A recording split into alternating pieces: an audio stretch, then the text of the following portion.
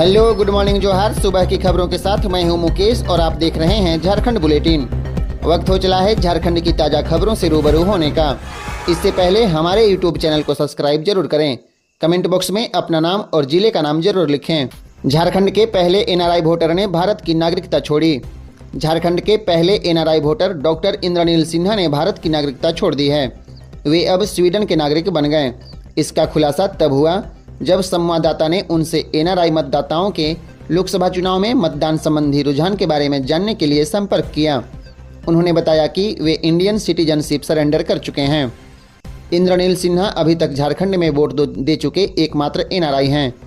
उन्होंने 2019 के झारखंड विधानसभा चुनाव में अपने मताधिकार का प्रयोग किया था।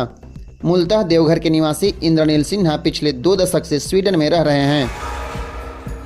खबरों में आगे बढ़ने से पहले हमारे यूट्यूब चैनल को सब्सक्राइब जरूर करें। झारखंड में शराबी पति ने पत्नी को टांगी से काट डाला। रात भर 100 के पास सोया रहा, पुलिस ने किया अरेस्ट।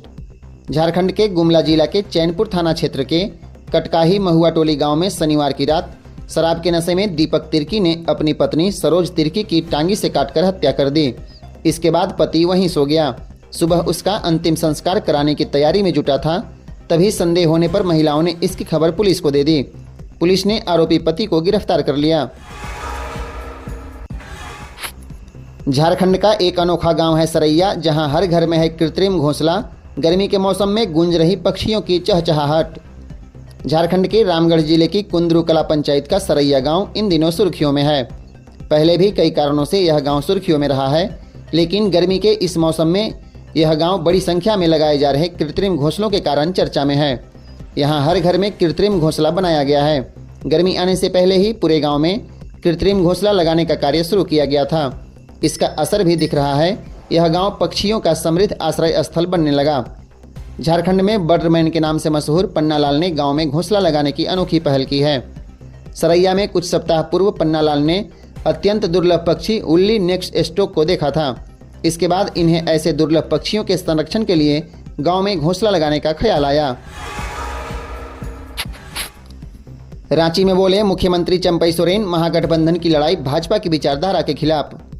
किसी भी प्रत्याशी के साथ कोई व्यक्तिगत लड़ाई नहीं है, बल्कि महागठबंधन की लड़ाई भाजपा की विचारधारा के खिलाफ है। लोकसभा चुनाव में महागठबंधन 14 सीटों पर अपनी जीत दर्ज करेगा, क्योंकि भाजपा के असली राजनीतिक चाल चरित्र से लोग वाकिफ हो चुके हैं। यह बातें मुख्यमंत्री चंपई सोरेन ने कही। सीएम चंपई सोरेन रांची के एक टीवी चैनल के कार्यक्रम में बोल रहे थे। मुख्यमंत्री ने आगे कहा कि महागठबंधन को तोड़ने के सारे प्रयास विफल हो चुके हैं। भाजपा के लगातार प्रयास के बाद भी झारखंड में महागठबंधन पूरी तरह एकजुट है।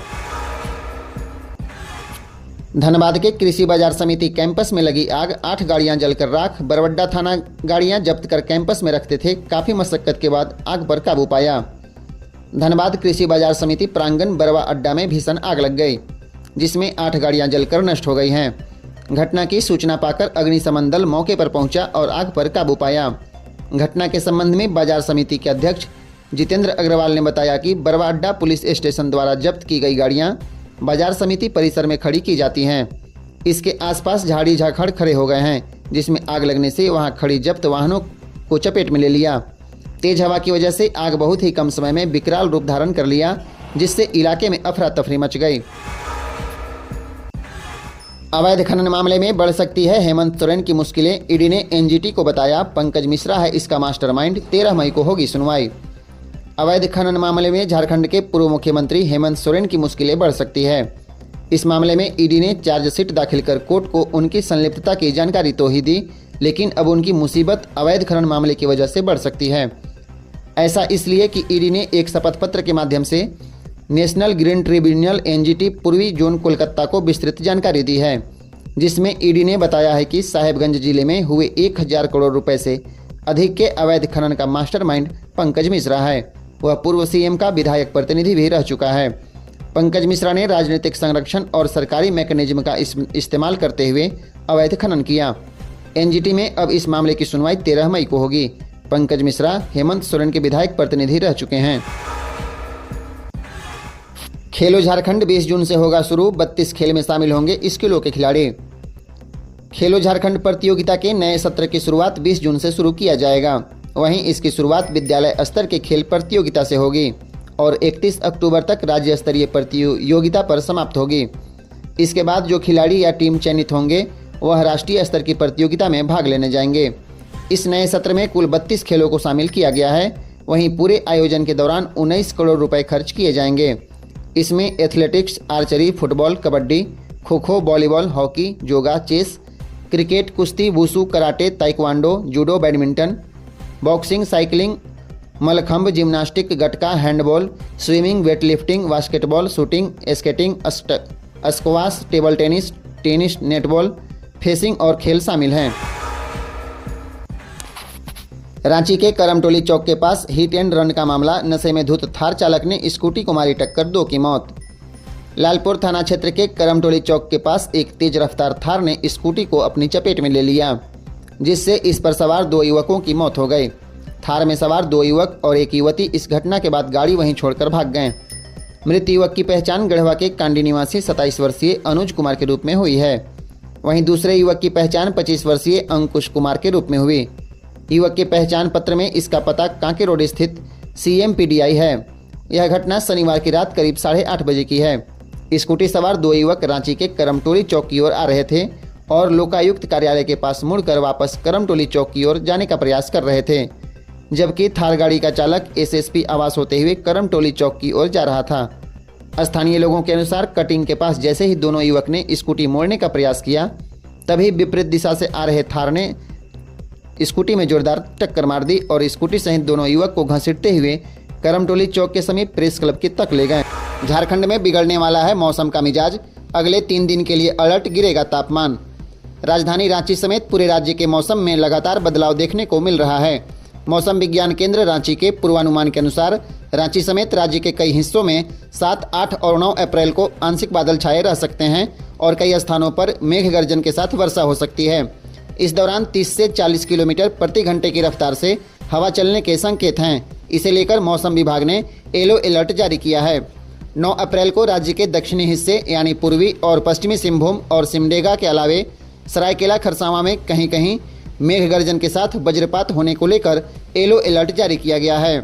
रांची में 7 से 10 अप्रैल तक आंशिक बादल छाए रहने और मेघ गर्जन के साथ हल्की वर्षा हो सकती है, जिसमें कयास लगाया जा रहे हैं कि राजधानी के तापमान में 3 से 4 डिग्री तक कम हो जाएगी। गढ़वा में ट्रेलर की चपेट में आने से युवक की मौत। 18 अप्रैल को होनी थी रियाज की शादी। रंका गढ़वा NH 343 मार्ग पर बिरबंधा गांव के पास ट्रेलर की चपेट में आने से मोटरसाइकिल सवार एक युवक की मौत हो गई।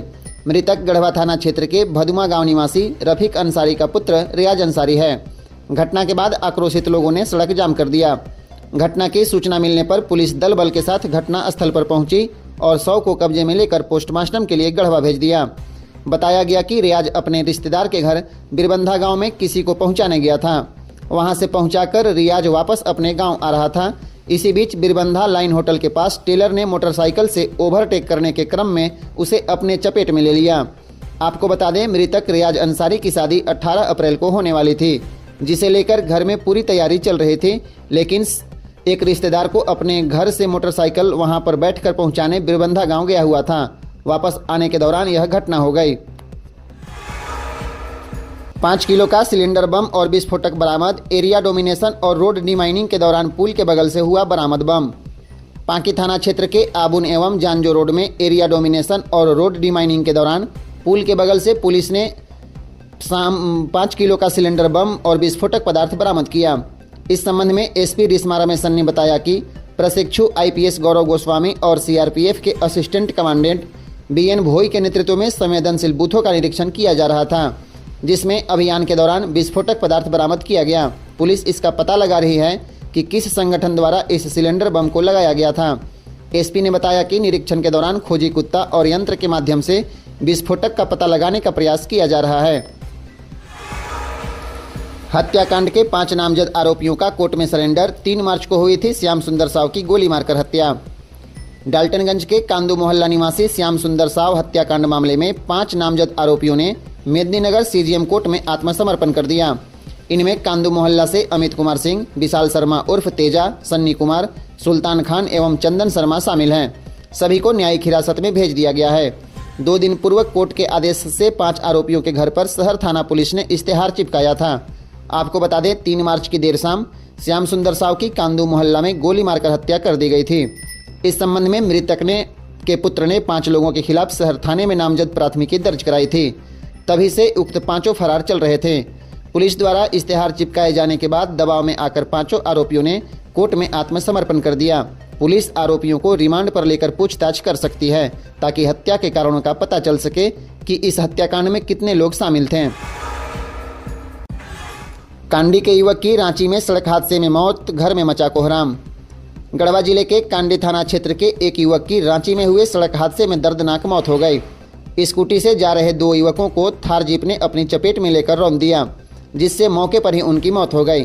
पोस्टमार्टम के बाद शव लेकर परिजन वापस गांव आ रहे हैं, जिनके देर रात तक घर पहुंचने की संभावना है।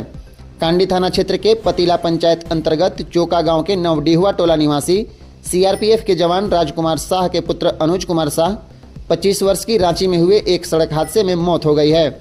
यह घटना शनिवार की देर शाम करीब 8:30 बजे की है। करमटोली चौक के आगे प्रेस क्लब के निकट एक थार जीप ने इन्हें अपनी चपेट में ले लिया, जिससे मौके पर ही इन्होंने दम तोड़ दिया, जबकि थार जीप वाला भागने में सफल रहा। लातेहार में फर्जी फूड इंस्पेक्टर बनकर होटल संचालकों से की हजारों की ठगी। लातेहार जिले के बालूमाथ प्रखंड मुख्यालय में संचालित कई होटल संचालकों से फूड लाइसेंस बनवाने के नाम पर हजारों रुपए की ठगी करने का मामला प्रकाश में आया है। ठगी का शिकार होटल वालों ने बताया कि बुधवार को 3 लोग उनकी दुकान में आए थे। वे खुद को फूड इंस्पेक्टर बता रहे थे। उन्होंने कहा कि आपकी दुकान का फूड लाइसेंस नहीं है, इसलिए दुकान को सील कर दिया जाएगा। इस डर से दुकानदारों ने इसका कोई रास्ता बताने की बात कही। इस पर उन लोगों ने कहा कि फूड लाइसेंस बनाने के लिए रजिस्ट्रेशन कराना होगा। इसके बाद उनमें से एक युवक ने अपना मोबाइल नंबर दिया। उक्त नंबर पर प्रीतम पांडे के नाम से फ़ोन पे दिख रहा था। उनके कहे अनुसार होटल वालों ने 2144 रुपये फ़ोन पे में भेज दिया। इसके बाद 3-4 दिन में लाइसेंस बना दिए जाने की बात कहकर वे लोग चले गए। 3-4 दिन बीत जाने के बाद जब दिए गए नंबर पर संपर्क किया गया तो किसी ने फ़ोन नहीं उठाया। तब जाकर होटल वालों को ठगी की जानकारी हुई। लातेहार में 6.5 किलो गांजा के साथ तस्कर गिरफ्तार। लातेहार जिले के पांडेयपुरा पंचायत के मानिकपुरा गांव में शुक्रवार की देर शाम उत्पाद विभाग और सदर पुलिस द्वारा संयुक्त रूप से छापेमारी अभियान चलाया गया। इस दौरान 6.5 किलो गांजा के साथ उपेंद्र यादव पिता विनोद यादव को गिरफ्तार कर जेल भेज दिया गया। बरामद गांजे की कीमत 3.5 लाख रुपए बताई जाती है। यह जानकारी उत्पाद विभाग के इंस्पेक्टर सोनू कुमार ने दी। उन्होंने बताया कि उत्पाद अधीक्षक को सूचना मिली थी कि मानिकपुरा गांव में गांजा का कारोबार चल रहा है। इसके बाद टीम गठित कर उपेंद्र यादव के घर पर छापेमारी की गई।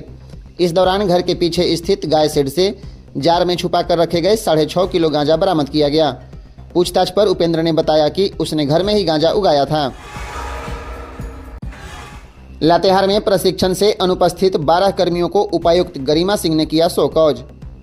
लातेहार उपायुक्त गरिमा सिंह ने अनुशासनहीनता और लापरवाही के आरोप में 12 पदाधिकारी और कर्मियों से स्पष्टीकरण मांगा है।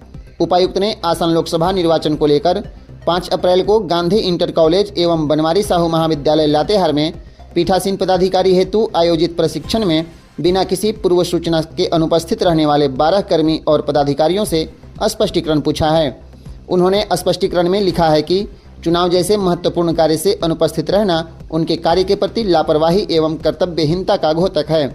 बिना किसी पूर्व सूचना एवं अनुमति के प्रशिक्षण कार्यक्रम में अनुपस्थित पाया जाना अपने कर्तव्य के प्रति लापरवाही एवं उदासीनता को परिलक्षित करता है। जिला निर्वाचन पदाधिकारी ने 24 घंटे के अंदर अनुपस्थित कर्मी और पदाधिकारी से स्पष्टीकरण का जवाब देने का निर्देश दिया है। लातेहार में चोरी की 3 बाइक के साथ एक आरोपी गिरफ्तार। बरियातू पुलिस ने हजारीबाग जिले के केरेडारी के कुठान गांव से शनिवार को चोरी की 3 बाइक के साथ एक व्यक्ति को गिरफ्तार किया। बालूमाथ सर्किल इंस्पेक्टर परमानंद बिरुआ और बरियातू थाना प्रभारी राजा दिलावर ने बताया कि 3 और 4 अप्रैल को बाइक चोरी को लेकर मामला दर्ज कराया गया था। इसके बाद छापेमारी दल का गठन कर जांच शुरू की गई। सूचना पर मुकेश कुमार पिता टूकन महतो ग्राम कुठान केरेडारी हजारीबाग के घर पर छापेमारी कर 3 बाइक बरामद की गई। मौके पर से मुकेश कुमार को गिरफ्तार कर लातेहार जेल भेज दिया गया।